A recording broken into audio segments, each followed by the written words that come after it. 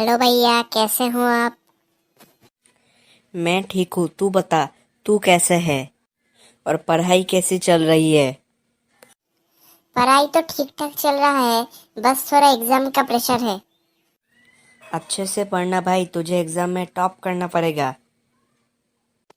हाँ, मैं कोशिश करूँगा। और तुम बताओ, नया जॉब और भुवनेश्वर कैसा लगा? सब ठीक ठाक है। चल, तुझे मैं एक रियल हॉरर स्टोरी सुनाता हूँ जो मेरे साथ भुवनेश्वर में हुआ था।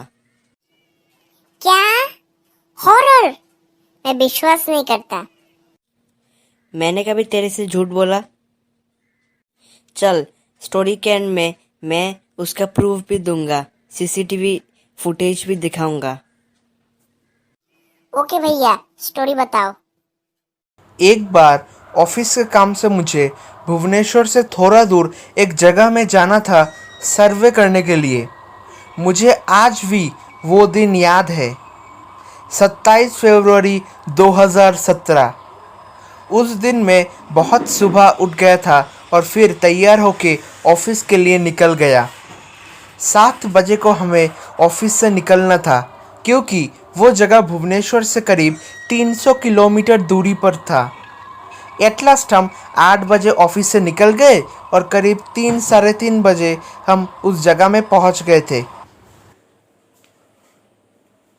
वो जगह बहुत ही सुनसान था और कोई भी घर या होटल उस जगह में नहीं थी। सिर्फ हाईवे से जाने वाली गाड़ी के आवाज़ थे।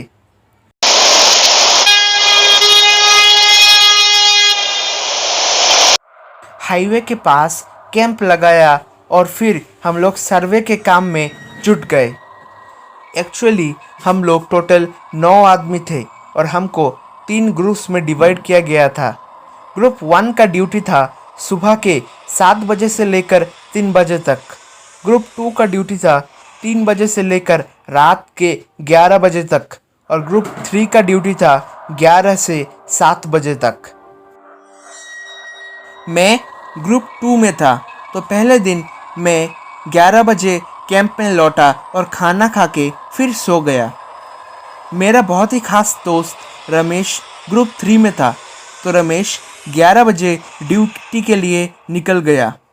सुबह जब मैं उठा तब रमेश ड्यूटी से आया था और वो काफ़ी डरा हुआ था।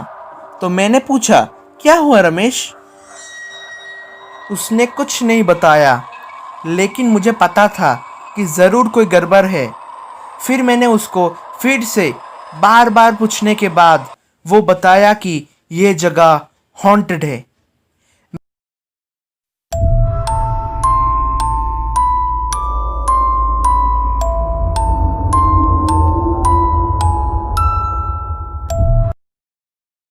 मैं उसकी बात सुनकर हंस उठा और उसका मजाक उड़ाया।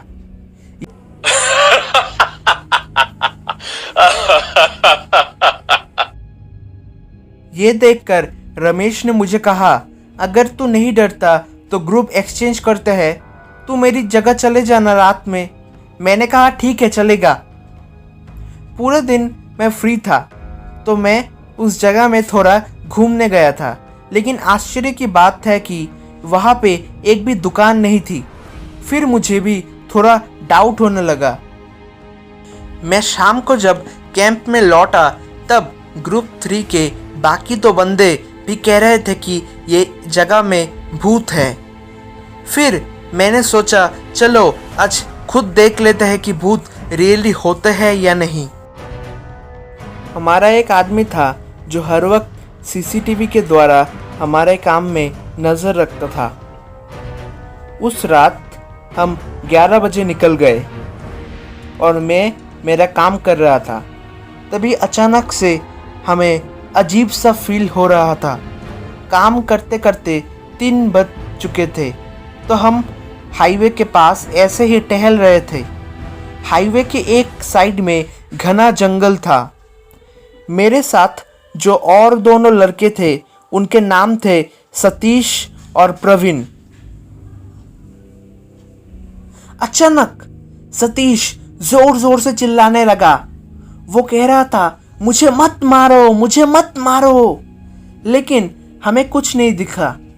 हमें लगा सतीश का मन का भ्रम होगा, तो हमने सतीश को कहा तो कैंप में चले जा, मैं और प्रवीण संभाल लेंगे।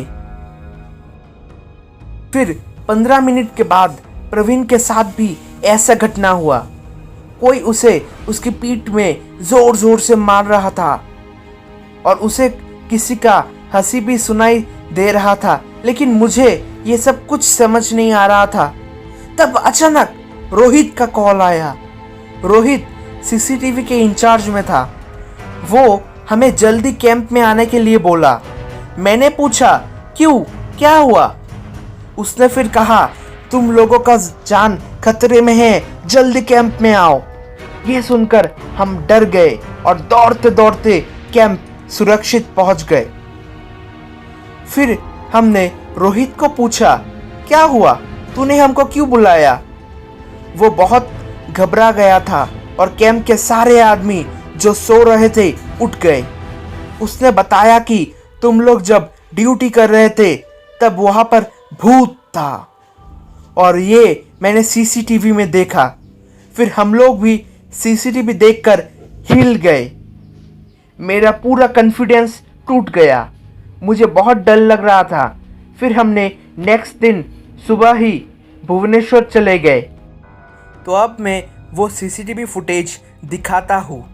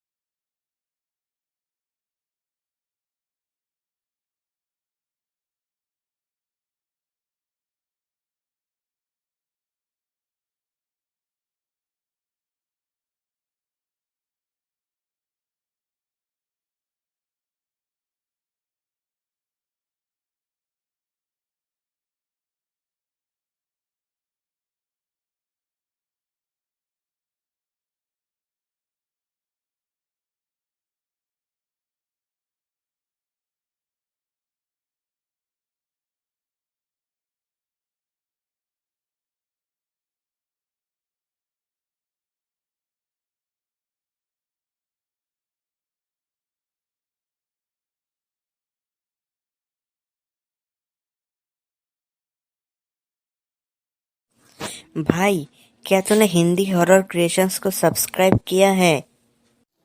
नहीं। तो किसका वेट कर रहा है? जल्दी जाके सब्सक्राइब कर। और अगर आप लोगों को भी ये वीडियो अच्छा लगा तो चैनल को कीजिए सब्सक्राइब और वीडियो को लाइक करना मत भूलें।